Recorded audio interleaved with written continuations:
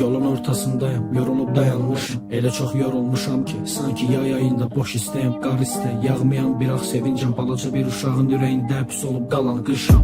Mən insan deyiləm, bir obrazım. 8 yaşında balaca uşağın dost istəyindən yaranmışam. 25 yaşıma çatanda soruşdum kör yolçu olaraq, bəs kiməm mən, sən demə əslində yalanmışam.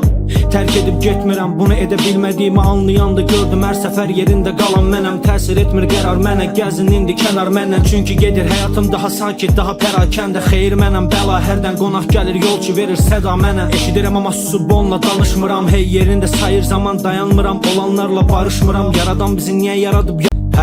İndi cavab verib gələn görüm. Hər günümdə görürəm əli, bunlar artıq dünən görüb. Bədən qalır, ürək ölür, həyat məndə ürək görür. Deyir indi yaşa, çalış və öl, mənim andımdır sən öl. And içirəm, düz yoldayam mən, yüz yol sayan sən, daha gedə bilmirsən. Ümid edirəm fərqindəsən, gedirəm.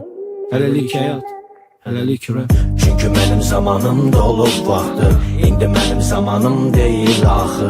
Daha xeyir verirəm mən ölümə, başa dönürəm, daha ölürəm. Çünkü benim zamanım dolub vaxtı, indi mənim zamanım deyil axı. Daha xeyir verirəm mən ölümə, başa dönürəm, daha ölürəm. Çünkü benim zamanım dolub vaxtı, indi mənim zamanım deyil axı.